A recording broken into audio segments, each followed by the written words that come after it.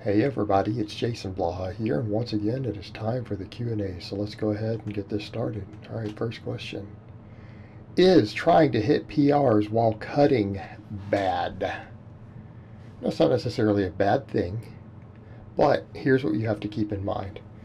When you are cutting, fatigue management becomes more important, inflammation tends to be higher, injury risks go up.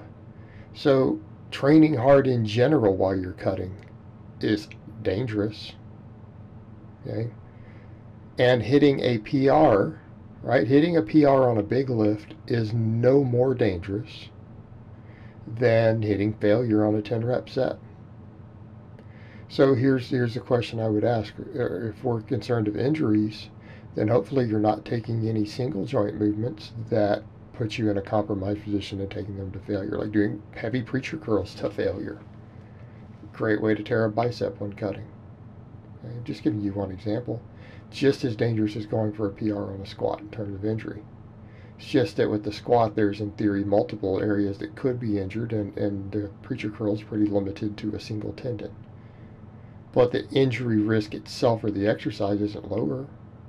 So here's what I would say. If we are running a proper structured strength program and we are hitting maxes, which I tend to advocate towards, and I think all good programs have you max at least once a month.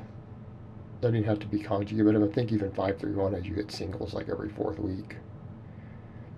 So we should be trying to PR. What we have to watch is when you're cutting, doing stupid stuff like missing a PR and then trying again. Okay, that's a real bad idea. That's bad. Training with too much total volume, not paying attention to your inflammation and knowing when to back down. Now some people would say, well, can we even get PRs when cutting? You guys saw me get PRs when slow cutting earlier this year. But what was my time frame? 5 months to lose 10 pounds, right? I was able to hit PRs accordingly. People would say, well, why would we cut that slow? Because we're not bodybuilders. This is not a bodybuilding channel. This is not a physique channel. If we cut, we intend, as athletes and strength advocates and serious lifters, when we cut, we intend to continue to make progress. Therefore, we would cut slow. So yes, you should be hitting PRs. All right, next question. Bulking from 200 pounds to 300 pounds to maximize hypertrophy is natty, good or a bad idea? Ooh, this is a very nuanced question, because a lot of people would say, oh, that's a horrible idea. Well, I guess it depends upon the context. It depends upon the context. Could a person in theory probably reach their real natural limit much better this way? Yeah. Yep. If we're going to play the long game and you're young and you're healthy. Now, if you're close to my age, bulking to 300 pounds is probably a very, very bad idea. What about a guy in his 20s? What about a reasonably tall guy in his 20s? I'm not talking about someone who's 5'8", 5'9", average height. Let's hop over to someone who's 6'1". Well, a 6'1" to 6'2" guy can actually be 220 at a decent body composition long term. Could he bulk up to 300 pounds? If this is a person with good health, this is a person who knows how to trim their body fat back down later, could this hypothetically help them get much closer to their natural limit years faster? Yes, it absolutely could. Okay. Absolutely would allow that.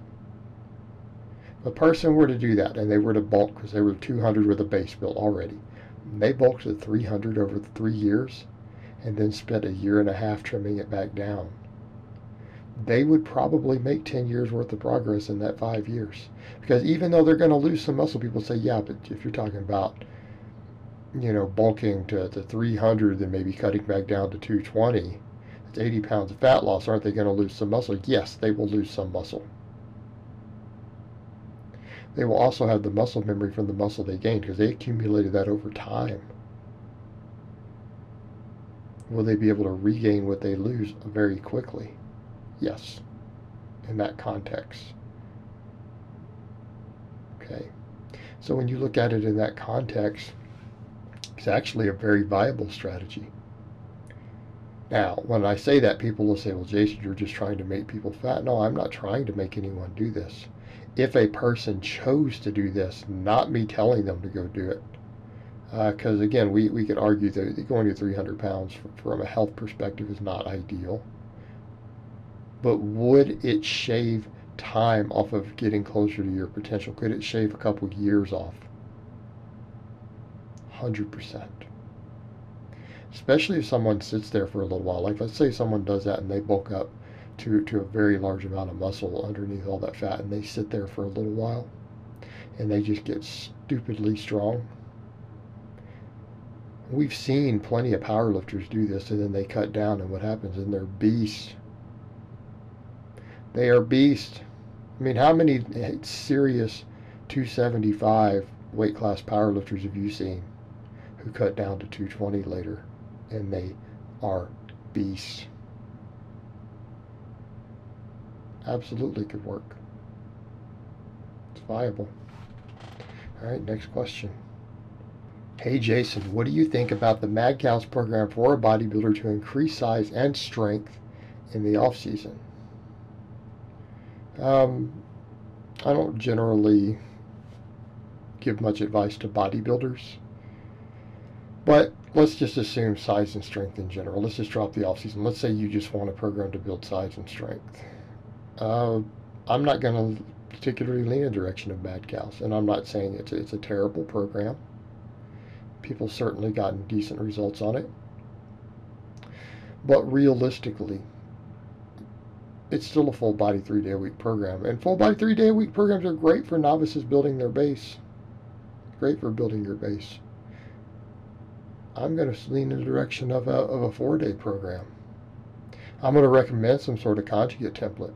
I'm going to recommend maybe even what you see me doing with some of my work mode stuff, which is based at certain points is very almost identical to standard conjugate, and in other phases I deviate from a bit and keep max effort work and all that in.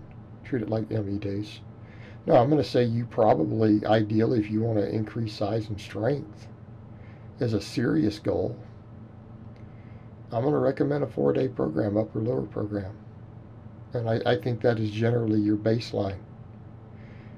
All of my clients run this. They get good results. I've gotten better results doing this than other stuff I've done. It's a proven template. Recommend something like that. And I mean, even technically something like 5-3-1 falls into that. You're going to need to look carefully at what variations of it you run for your supplemental work. There's no reason you couldn't do something like that, or any of the proven 4-day systems. Okay. Madcows is a very old system, very outdated. Much better ways to reach goals have been found by coaches all over the world in strength and conditioning, powerlifting, everything else. And I'm not saying it was bad for its time. It was a good program for its time. But we have come a lot further in our training knowledge since then. Alright guys, but that's really all I have to say on that today. I hope it's been informative, and I will talk to you guys next time in part 2.